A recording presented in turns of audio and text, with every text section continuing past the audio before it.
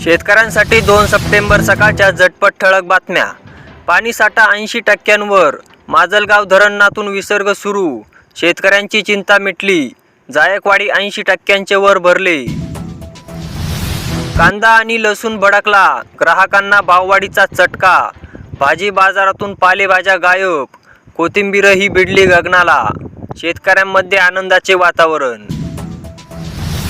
नावावर शेती किती आता कळणार एका क्लिकवर।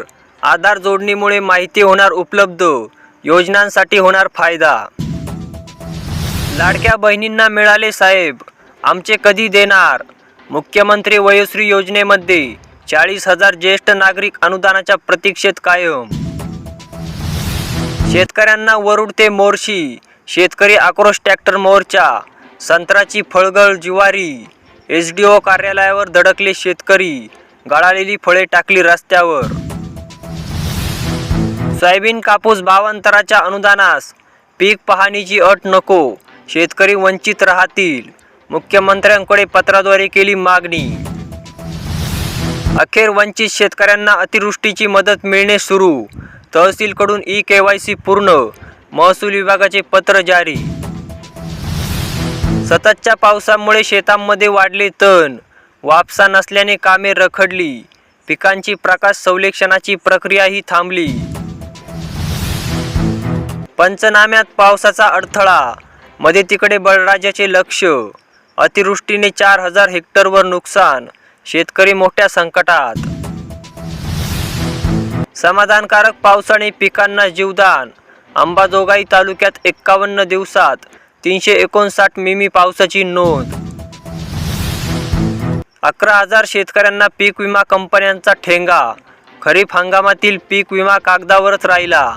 शासनाने 1 रुपयाचे शेतकऱ्यांना पंतप्रधान पीक विमा योजना देण्याचे जाहीर केले। ज्वारीचा पीक पेरा पाहणीत समावेश करा, आमदार वानखडे यांची जिल्हाधिकाऱ्यांकडे मागणी।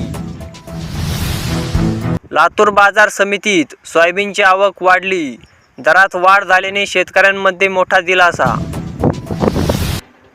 खरीपासह रब्बीसाठी 88,000, आराखड्यात 6,000 कोटींची वाढ।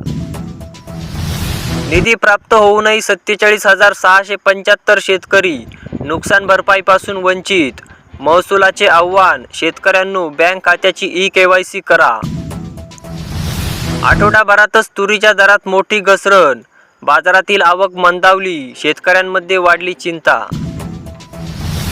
रासायनिक खतांच्या किमतीत पुन्हा वाढ, दुष्काळामध्ये 13वा, शेतकऱ्यांना बसणार मोठा अधिकचा फटका। शेती पिकेना, भाव मिळेना, कर्जाचा डोंगर कायम। पुढची पिढी शेती करणार कशी? सावकारी कर्जामुळे दरवर्षी जातोय अनेकांचा जीव, शेतकऱ्यांमधून होते भावना व्यक्त।